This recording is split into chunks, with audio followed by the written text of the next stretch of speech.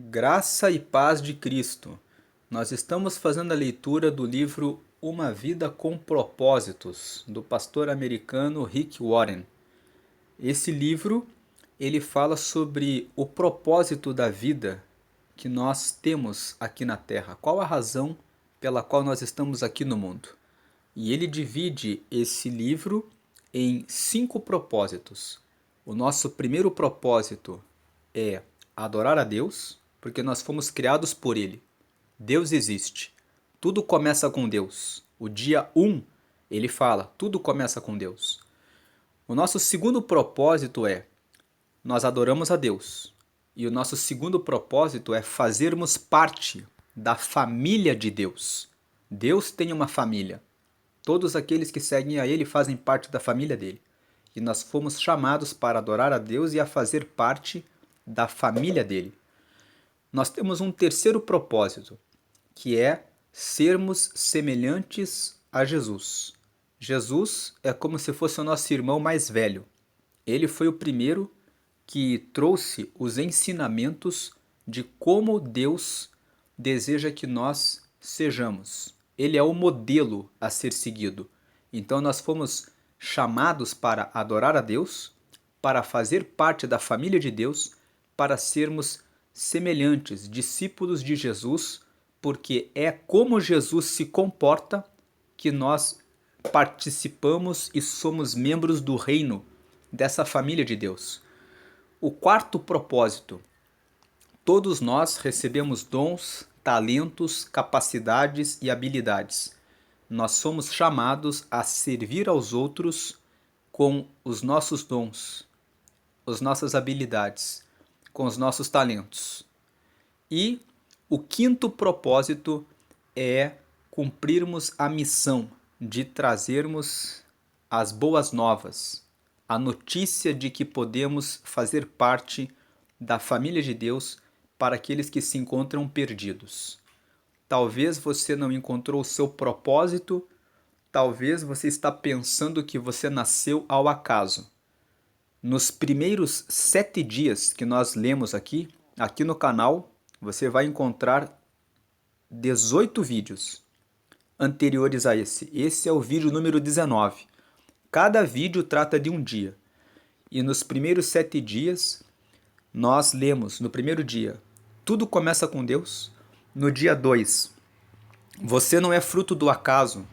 Mesmo que você tenha nascido numa família com pais desestruturados, ainda assim, em tudo que você passou, Deus tem um propósito para você. Mas quando nós não entendemos o propósito, nós temos uma tendência a ficar perdidos, vivendo sem uma direção. No dia número 3, o que está dirigindo a sua vida? No dia número 4, nós fomos criados para sermos eternos. Você foi chamado para fazer parte do céu. Você foi chamado para estar no reino de Deus depois da sua morte. No dia 5, como Deus enxerga a vida. Nós temos uma tendência de enxergar a vida pelo nosso prisma, pela nossa visão, pelas nossas lentes. Mas Deus enxerga a vida como teste, por isso todos nós somos provados ao longo da vida, como um cargo de confiança, por isso todos nós, todos, recebemos dons, talentos, habilidades e capacidades para podermos ajudar e fazer alguma coisa pelo outro. E no dia 6, Deus vê a vida como uma atribuição temporária. Nós passamos aqui por um tempo, antes de partirmos e irmos exatamente para onde escolhemos. E no dia 7, ele fala sobre a razão de tudo. A razão de tudo é nós cumprirmos esses 5 propósitos. Primeiro, adorarmos a Deus.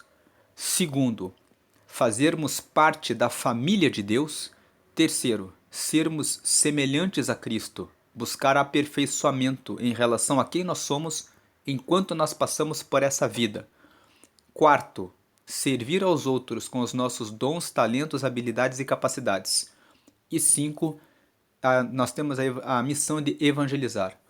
Para cada um desses 5 propósitos, o autor do livro, Rick Warren, separa 7 dias para tratar dos primeiros 4 propósitos e 5 dias para tratar do último propósito. Então, Do dia 8 até o dia 14, nós lemos como agradar a Deus, qual é a essência da adoração, como nós fazemos para estarmos mais perto de Deus. Nós lemos isso do dia 8 ao dia 14. E do dia 15 até o dia 21, nós estamos lendo o segundo propósito. Nós fomos chamados para fazermos parte da família de Deus. E vamos continuar hoje o dia 19. Nós estamos estudando isso, o propósito de fazermos parte da família de Deus. Então vamos ler agora o dia 19. Cultivando a comunidade. Nós já lemos no dia 15 que nós fomos chamados para fazer parte da família de Deus. No dia 16, o que realmente importa é o amor. No dia 17, o amor entre os irmãos na fé. No dia 17, um lugar para pertencer. Nós devemos pertencer a uma igreja local. E ontem, no dia 18, nós lemos sobre ter uma vida em comum. Nós precisamos ter uma vida em comum com as pessoas da nossa igreja local. Agora, no dia 19, nós vamos ler esse texto, cultivando a comunidade. Como que eu faço para cultivar uma comunidade? Se é tão importante eu fazer parte da família de Deus, como que eu faço isso? Você poderá ter uma comunidade saudável, sólida, bem-sucedida e que Deus aprova somente se trabalhar duro para fortalecer os relacionamentos, tratando todos com dignidade e honra. Tiago escreveu isso no capítulo 3, no versículo 18. Segundo versículo. Elas passaram a seguir o ensino dos apóstolos, a vida em comunidade, a refeição comunitária e a prática da oração. Atos, capítulo 2, versículo 42. Todo o dia devocional, o Rick Warren gravou um vídeo e esse vídeo você pode acessar usando o teu telefone celular, escaneando esse QR Code.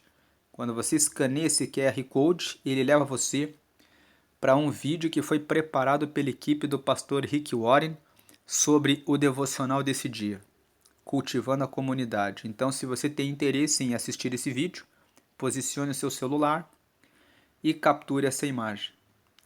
Agora vamos fazer a leitura desse dia 19, cultivando a comunidade. Comunidade exige comprometimento. Somente o Espírito Santo pode criar uma verdadeira comunhão entre cristãos, mas ele cultiva isso por meio das escolhas feitas e dos compromissos que fazemos. Paulo faz referência a essa dupla responsabilidade. Vocês estão unidos na paz por meio do Espírito. Portanto, esforcem-se para continuar unidos desse modo. Efésios capítulo 4, versículo 3. É necessário tanto o poder de Deus quanto o esforço nosso para gerar uma comunidade cristã amorosa. Infelizmente, muitos crescem em famílias com relacionamentos adversos. Por isso, carecem das habilidades relacionais necessárias para experimentar a verdadeira comunhão. Eles devem ser ensinados a lidar e a se relacionar com os outros membros da família de Deus. Felizmente, o Novo Testamento é repleto de instruções sobre a vida em comunidade, como afirma o apóstolo Paulo. Escrevo-lhe estas coisas para que vocês saibam como viver na família de Deus. Essa família é a igreja. 1 Timóteo capítulo 3, versículos 14 e 15. Se você está cansado de comunhão dissimulada e gostaria de cultivar uma comunidade amorosa e verdadeira em seu grupo, na classe de estudo ou na igreja, será necessário fazer algumas escolhas difíceis e assumir alguns riscos. Primeiro, a vida em comunidade exige sinceridade. Você deve cuidar para que a verdade seja dita, em amor, claro, mesmo quando se sentir tentado a ignorar o problema ou evitar o assunto. Embora seja muito mais fácil permanecer em silêncio enquanto os outros à nossa volta prejudicam a si mesmos e aos outros com alguma prática pecaminosa, essa não é uma atitude de amor. São poucos os que podem contar com alguém que os ame o suficiente para dizer-lhes a verdade, mesmo quando machuca. Então continuam no caminho da autodestruição. Em geral, sabemos o que precisa ser dito a alguém, mas temores nos impedem de fazê-lo. A comunhão é sabotada pelo medo, quando ninguém tem coragem de se manifestar enquanto a vida de um membro desmorona. A Bíblia nos manda seguir a verdade em amor. Efésios capítulo 4, versículo 15. Porque não podemos viver em comunidade sem sinceridade. Salomão declara: a resposta sincera é sinal de uma amizade verdadeira. Provérbios 24, 26. Às vezes, isso significa importar-se o suficiente para repreender aquele que estiver em pecado ou sendo tentado a pecar. Paulo aconselha: irmãos e irmãs, se alguém em seu grupo comete algum erro, vocês que são espirituais deverão procurar essa pessoa e gentilmente ajudá-la a se corrigir. Gálatas capítulo 6, versículos 1 e 2. Muitas comunidades e grupos mantêm um relacionamento superficial por recear os conflitos. Toda vez que uma questão delicada vem à tona, ela imediatamente encoberta, a fim de preservar a falsa sensação de paz. O senhor Panos Quentes intervém e tenta aplacar os ânimos. O assunto nunca é resolvido e todos vivem com uma frustração encoberta. Todos sabem do problema, mas ninguém fala sobre ele abertamente. Isso cria um ambiente doentio de segredos e fofocas. Paulo é incisivo quanto a esse assunto. Essa nova vida traz mudanças. Chega de mentiras, chega de fingimento. Falem a verdade. No corpo de Cristo, estamos, antes de tudo, conectados uns com os outros. Se você mente para alguém, está mentindo para você mesmo.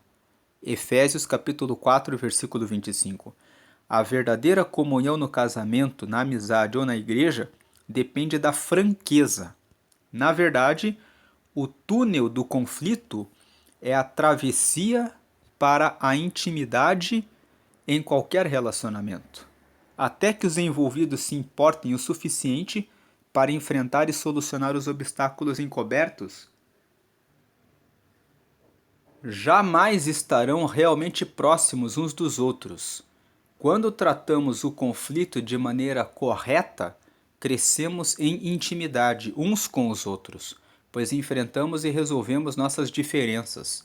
A Bíblia diz: a verdade é que as pessoas valorizam a sinceridade mais que a bajulação. Provérbios 28, 23.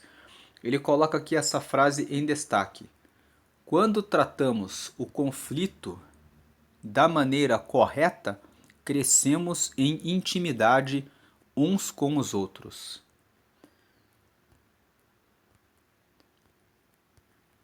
Prosseguindo, a franqueza, no entanto, não é uma licença para se dizer o que quer, onde quer e sempre que quiser. Não é grosseria. A Bíblia diz que existe um tempo certo e um modo certo de fazer cada coisa. Eclesiastes capítulo 8, versículo 6. Palavras impensadas deixam feridas permanentes. Deus nos manda tratar os membros da igreja com o mesmo amor que dedicamos à família. Nunca empregue palavras duras quando for corrigir um idoso, mas fale com ele como se fosse seu pai. Converse com os jovens como se fossem seus irmãos, com as mulheres idosas como se fossem sua mãe, e com as jovens como se fossem suas irmãs. 1 Timóteo capítulo 5, versículos 1 e 2. Lamentavelmente, milhares de comunidades foram destruídas por falta de honestidade. Paulo precisou repreender a igreja de Corinto pelo seu silêncio passivo ao permitir a imoralidade no meio deles. Visto que ninguém teve coragem de enfrentar o problema, ele então se pronunciou: Vocês não podem apenas ficar olhando e esperar que tudo se resolva. Tratem da questão e resolvam o problema, na autoridade de Jesus, nosso Senhor, que estará presente entre vocês. Submetam a conduta desse homem perante todos. A arrogância e a insensibilidade de vocês nessa questão me perturbam. Vocês trataram o caso como se nada fosse. Escrevi na minha carta anterior que vocês não devem se sentir à vontade com quem vive na promiscuidade. Não quis dizer também que vocês não devem ter nenhum tipo de relacionamento com gente de fora da comunidade. O mesmo vale para os corruptos, de nenhum tipo, e para os religiosos impostores. Para não ter contato com esse tipo de gente, vocês teriam de sair do mundo. Mas estou dizendo que, quando um amigo que alega ser cristão se comporta de modo promíscuo ou corrupto, cheio de revolta contra Deus ou contra os amigos, se embebeda ou se torna explorador, vocês não devem agir como se tudo isso fosse normal. Não podem simplesmente conviver com isso, como se fosse um comportamento aceitável. Não sou responsável por aquilo que os de fora fazem, mas será que não temos nenhuma responsabilidade pelos que são da comunidade cristã? 1 Coríntios capítulo 5, versículo 3 ao 12. A vida em comunidade exige humildade. A presunção, o convencimento e o orgulho obstinado destroem a comunhão mais rápido que qualquer outra coisa. O orgulho ergue muros entre as pessoas. A humildade constrói pontes. A humildade é o unguento que acalma e suaviza as relações. Por isso a Bíblia diz: sejam todos humildes uns para com os outros. 1 Pedro capítulo 5, versículo 5, parte B. A vestimenta adequada à comunhão é a postura humilde. A continuação do versículo diz: porque Deus se opõe aos orgulhosos, mas concede graça aos humildes. 1 Pedro 5, versículo 5, parte C.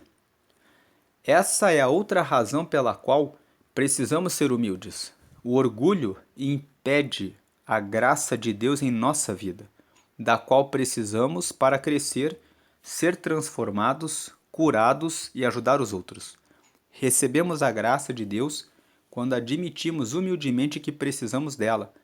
De acordo com a Bíblia, se nos portarmos com arrogância, vivemos em oposição a Deus. Essa é uma maneira tola e perigosa de viver. Você pode desenvolver a humildade de várias maneiras práticas, admitindo suas fraquezas, sendo paciente com as fraquezas dos outros, estando aberto a admoestações e pondo os outros em evidência.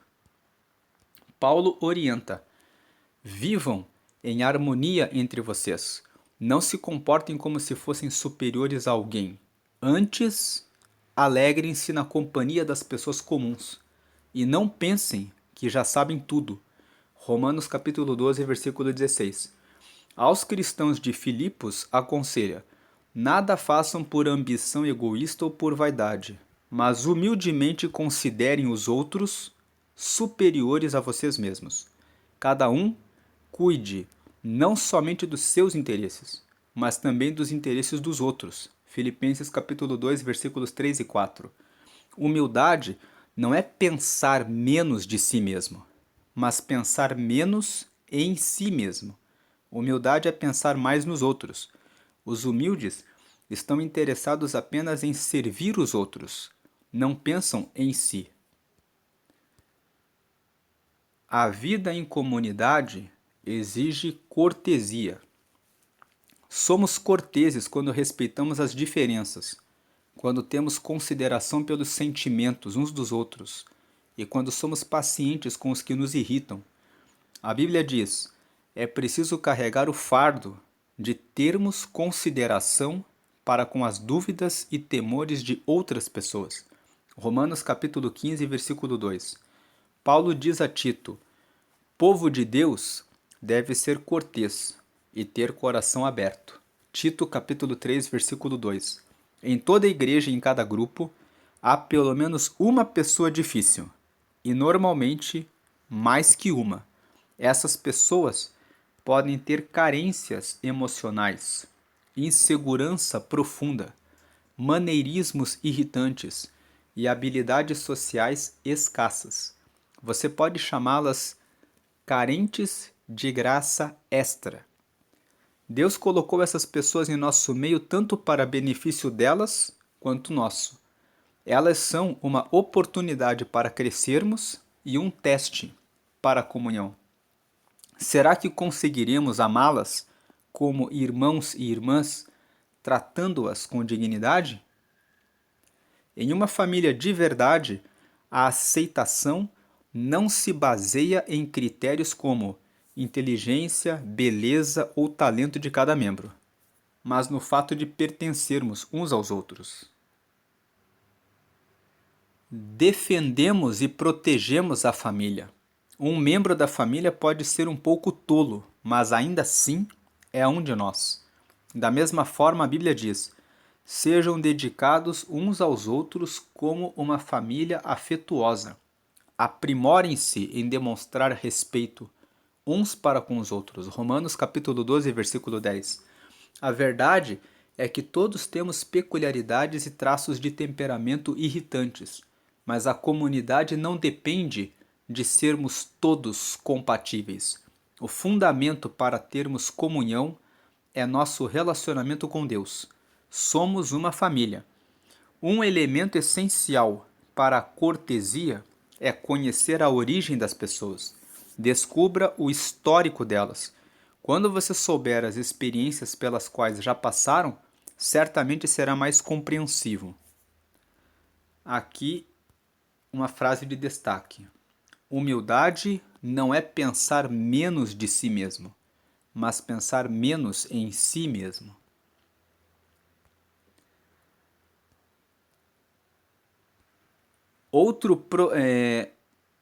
Em vez de pensar na distância que ainda precisam percorrer, pense no trajeto que já percorreram, apesar da dor que carregam. Vou ler essa frase de volta para fechar o sentido. Um elemento essencial para a cortesia é conhecer a origem das pessoas. Descubra o histórico delas. Quando você souber as experiências pelas quais já passaram, certamente será mais compreensivo. Em vez de pensar na distância que ainda precisam percorrer, pense no trajeto que já percorreram, apesar da dor que carregam. Outro procedimento que faz parte da cortesia é não subestimar as dúvidas dos outros. O fato de você não temer alguma coisa não torna esse sentimento inválido. A verdadeira comunidade é construída quando as pessoas sabem que é seguro compartilhar medos e dúvidas sem serem julgadas. A vida em comunidade exige sigilo. Somente num ambiente seguro, onde existe acolhimento amável e sigiloso, as pessoas irão se abrir e compartilhar suas maiores mágoas, necessidades e erros. Sigilo não significa ficar em silêncio enquanto nosso irmão peca, mas saber que aquilo que for comentado no grupo ficará restrito ao grupo. É necessário conviver com isso e evitar a fofoca. Deus detesta a fofoca, principalmente quando maldosamente disfarçada de pedido de oração em favor de alguém. Deus diz: os maus provocam discussões, e quem fala mal dos outros separa os maiores amigos. Provérbios capítulo 16, versículo 28. A fofoca sempre causa mágoa e discórdia, e isso destrói amizades. Deus deixa isso claro quando nos orienta a advertir os que causam dissensão entre cristãos. Veja Tito capítulo 3, versículo 10. Eles podem até deixar o grupo ou a igreja ao serem confrontados com ações que semeiam a discórdia. Contudo, a comunhão da igreja é mais importante que qualquer indivíduo. Ele dá um destaque para essa frase. A comunhão da igreja é mais importante que qualquer indivíduo. Então, se alguém começa a disseminar fofocas dentro da igreja, essa pessoa precisa ser repreendida. Ela precisa ser confrontada. É preciso dizer para que ela pare de fazer comentários a respeito das pessoas que fazem parte do grupo. A vida em comunidade exige constância. Você deve manter contato regular com seu grupo, a fim de desenvolver a verdadeira comunhão. Relacionamentos exigem tempo. A Bíblia diz: não abandonemos, como alguns estão fazendo, o costume de assistir às nossas reuniões. Pelo contrário, animemos uns aos outros. Hebreus capítulo 10, versículo 25. Devemos desenvolver o hábito de nos reunir. Hábito é algo que você faz com frequência, não uma vez ou outra. É preciso passar tempo com as pessoas. Muito tempo para estabelecer relacionamentos íntimos. Por isso observamos uma comunhão tão superficial em muitas igrejas. Não passamos tempo suficiente juntos. E o tempo que passamos é quase sempre gasto para ouvir uma única pessoa falar. Uma comunidade não é formada de acordo com nossa conveniência. Vamos nos reunir quando eu tiver vontade, mas na convicção de que é necessária para a nossa saúde espiritual. Se você quiser cultivar comunhão verdadeira, isso significa reunir-se mesmo quando não tenha vontade, porque você acredita que é importante. Os primeiros cristãos reuniam-se todos os dias. Regularmente eles adoravam juntos no templo todos os dias. Reuniam-se em grupos pequenos nas casas para a comunhão e participavam das suas refeições com grande alegria e gratidão.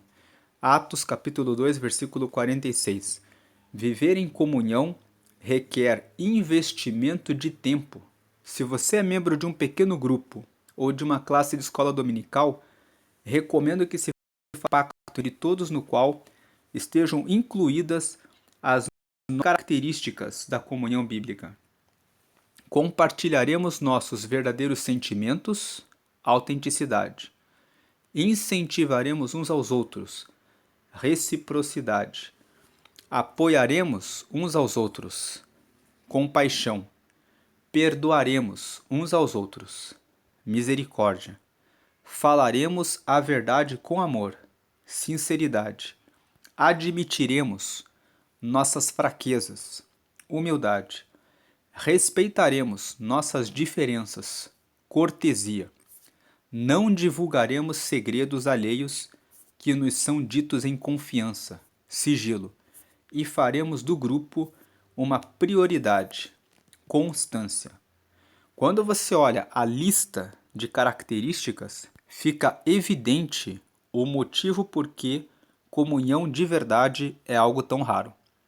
Ter comunhão significa desistir de nosso individualismo e independência para nos tornarmos interdependentes. Os benefícios de compartilhar a vida uns com os outros, no entanto, são plenamente compensadores e nos preparam para o céu. Agora vem as tarefas. Dia 19, pensando sobre o meu propósito de vida. Tarefa número 1, tema para reflexão. Comunidade exige comprometimento. Como nós vimos aqui no final da leitura, são essas 9 características. Comunidade exige todo esse comprometimento. Verdadeiros sentimentos, autenticidade, incentivar uns aos outros, reciprocidade, apoiar uns aos outros, compaixão, perdoar uns aos outros, que é a misericórdia, falar a verdade com amor, que é a sinceridade, admitir as nossas fraquezas, que é a humildade, respeitar as nossas diferenças, que é a cortesia, não divulgar os segredos dos outros, que são falados para nós em confiança, sigilo, e fazer do grupo uma prioridade, constância.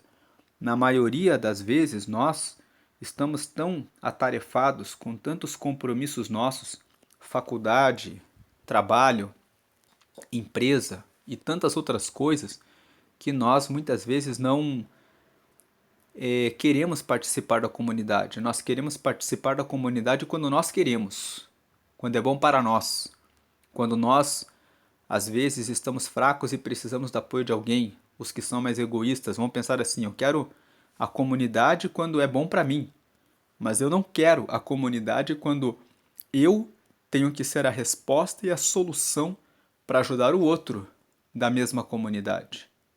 Então, fica essa reflexão no dia 19, que nós fomos chamados para viver em família, na família de Cristo. Se fomos chamados para viver na família de Cristo, nós vimos no dia 16 da leitura aqui. No dia 16 é o que realmente importa. O que importa é manifestarmos o amor pelo próximo. E o amor entre os irmãos exige essa preocupação de entregar o nosso tempo para preocuparmos-nos com o outro. Vimos isso no dia 16. No dia 17 nós vimos que nós temos que ter um lugar para estar em comunhão, uma igreja local. Se nós frequentamos essa igreja, então precisamos aprofundar esses relacionamentos, que é o que nós lemos hoje. Então a comunidade, ela exige um comprometimento, exige de nós dedicação de tempo. Versículo para memorizar. Nós compreendemos o que é o amor quando descobrimos que Cristo deu sua vida por nós. Isso significa que temos de dar a nossa vida pelos outros fiéis. 1 João capítulo 3, versículo 16. E uma pergunta para meditar. Como eu posso hoje ajudar meu grupo e minha igreja a desenvolver as características de uma comunidade verdadeira? Então fica essa pergunta para meditação. O que nós podemos fazer para colocar essas características que foram apresentadas hoje e que são muito importantes para que as pessoas tenham confiança de que podem realmente desabafar e falar a respeito dos seus medos, das suas dificuldades, sabendo que vão ser ajudadas e que não vão ser expostas pelas outras pessoas do grupo. Essa é a leitura do dia 19. Que Deus abençoe a sua vida, hoje e sempre. Amém.